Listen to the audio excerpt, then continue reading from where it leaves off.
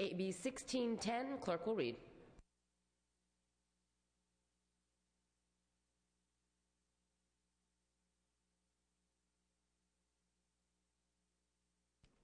Assembly Bill 1610 by the Assembly Committee on Budget, an act relating to education and making appropriation therefore and declaring the urgency thereof to take effect immediately. Mr. Blumenfield. Thank you, Madam Speaker. Members, this bill is the Education Trailer Bill. What it does is it makes adjustments necessary to provide a total Proposition 98 funding level of $52.5 billion for K through 14 education in the 2010-2011 year, which keeps programmatic education funding slightly higher or about even to the level it was last year, which is actually an amazing accomplishment if you consider the financial crisis that we're faced with. The governor's proposed budget had education funding at only $49.3 billion for 10-11. The Assembly Jobs budget had it at $54.3 billion, and conference had it down to $52.5. It's not quite as much as I would have liked or hoped for, but given the intransigence of a minority about revenue issues, it's a pretty good place to land. It also defers an additional $1.9 billion for K through 12 school districts and community colleges to create state budget savings while preserving general purpose funding for school programs. While none of us like the idea of deferrals, in fact, many of us hate the idea of deferrals, the alternative would be a cut. And I think we can all agree that our schools could not absorb another cut of that magnitude. Remember, schools were already cut by over $7 billion in the last budget. Bill also appropriates $210 million in Proposition 98 settle-up money to school districts and community colleges in the 2010-11 year on a per-pupil basis. And the funds also count toward reducing prior year mandate claims. I ask for your concurrence with the Senate amendments. Mr. Delatorre. Thank you, Madam Speaker and members. I'm supporting this budget item because of all the reasons that were just cited. But as I leave this august body, I want to point something out. That every year we do this. And I know that the budget times have been tough and the economy's been tough, but there has been a steady reduction in what we do for education in this state. And the example that I want to bring to your attention is my 3 kids. Not because, I'm complaining about, my financial obligation to my kids, but just as an example, I've got 3 kids, all in public school. They went back to school right after Labor Day. And in the month of September, just in the month of September, for the 3 kids, for different things that I had to pay for a free, quality California public education, just for my 3 kids, I paid $520, give or take. $520 of fees, of different equipment and stuff that they needed for school, stuff that the classroom teachers needed, supplies, etc. $520. And I'm not complaining for myself. I'm complaining for the state of our schools. And I'm complaining for those parents who have to shell out $520 for their 3 kids when they're making minimum wage, when they're struggling just to make ends meet. And to send their kids to a public California school, they are having to put this kind of money out of pocket. There's something wrong in California when this is the norm. This isn't just in my school district. It's happening up and down this state. And it takes place in many forms. You drive through affluent areas and see in the median, I'm picturing one particular town in Southern California. In the median on a main thoroughfare, they have a thermometer that where they do fundraising, they measure the fundraising for arts and other programs. Public education. And parents are fundraising hundreds of thousands of dollars in this affluent area to supplement the educational funding for arts and music. Well, in my area, you can't raise hundreds of thousands of dollars to supplement for arts and music, so they're going to go without. But again, these are public schools, free public education, one of the baselines, one of the primary forces for good in the United States of America. And this is what we have turned it into. That is what I hope all of us think about, not just on this budget, it is what it is, but going forward, that we need to renew our commitment to a truly free public education. I understand, you've got to pay for a field trip or this or that. I get that. But when you're starting the school year at $520 for 3 kids, there's something wrong. And I hope that we keep that in mind going forward, Democrat and Republican. Mr. Fortani. Thank you very much, Madam Speaker. Members, I appreciate your comments, Mr. De La Torre, relative to the cost. But there's another cost, and it's not in all the school districts yet, but it's a sign of the immediate future. Some of you may have noticed, particularly if you're in the Los Angeles area and in some other districts in the state, that the kids didn't go back to school right after Labor Day on Tuesday. They went back to school 1 week later. And that's because they cut 5 days out of the school year, so we've gone from the mandated 180 days of school to 175, losing 1 week. Some districts are talking about taking another week at the end of the school year, so it'll be 2 weeks and down to 170 days. Now, I know as students years and years ago, for some of us, having an extended summer was something we would probably have liked. But I have to tell you, the cost is not from the standpoint of just dollars, but if our kids are going to school 175 days a year, you have to know that in Japan, South Korea, other parts of Asia, other parts of Europe, they're going to school 240 days a year. Now, just in terms of seat time, how you compete 175 days a year versus 240, there's no contest. There's no contest. So what's happening is that we are falling farther and farther behind.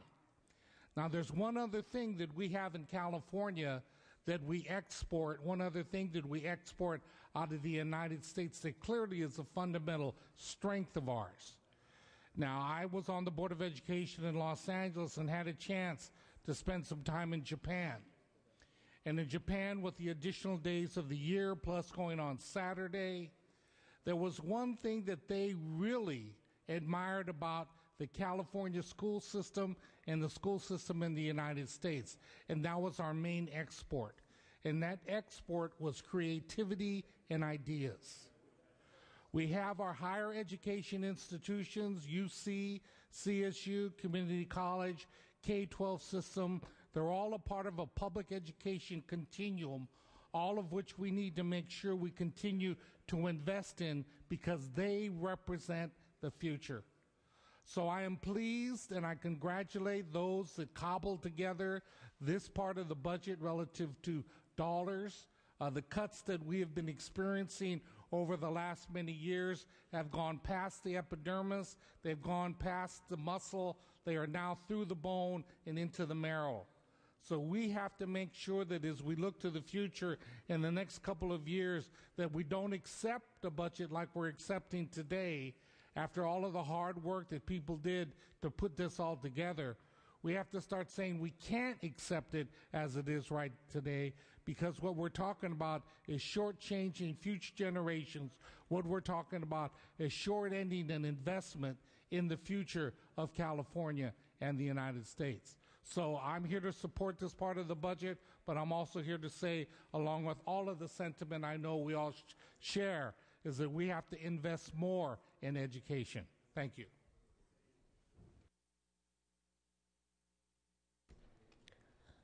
Seeing no further questions or debate, Mr. Blumenfield, you may close. I respectfully ask for your aye vote. Clerk will open the roll. All members vote who desire to vote. All members vote who desire to vote.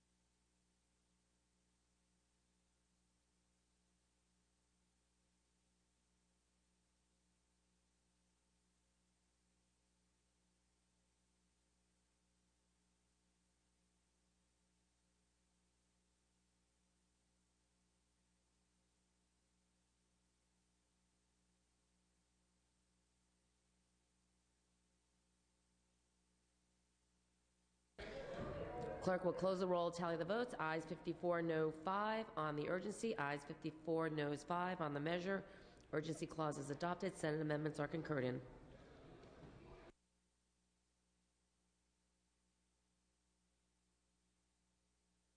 Mr. Calderon. Madam Speaker, can you lift the call on SB 866? SB 866. That's not even part of the budget yet. SB 866.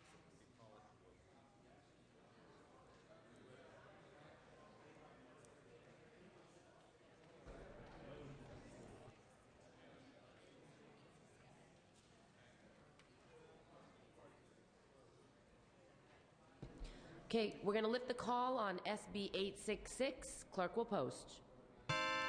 All members vote who desire to vote. All members vote who desire to vote.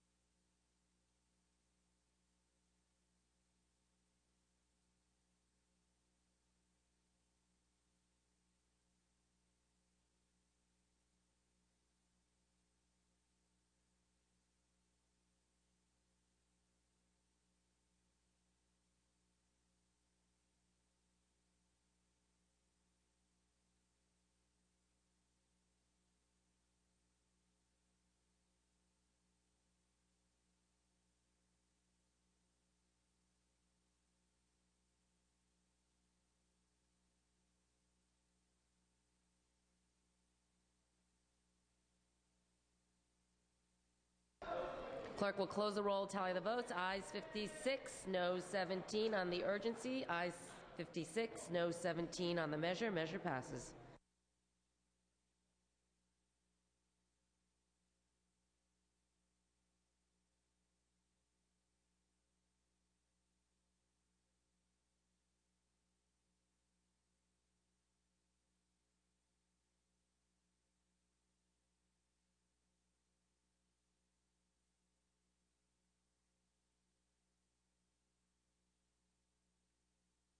Mr. Calderon. Okay. AB 6. Wait a minute.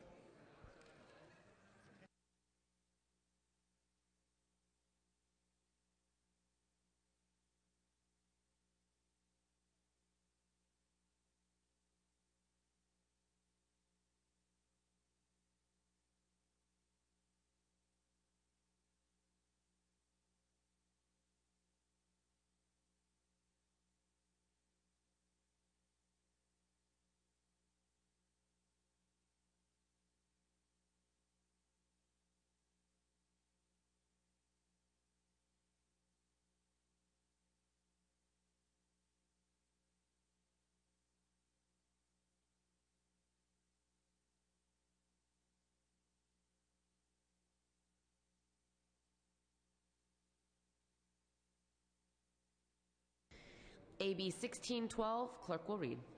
Assembly Bill 1612 by the Assembly Committee on Budget, an act relating to human services, making an appropriation therefore and declaring the urgency thereof to take effect immediately. Mr. Blumenfield.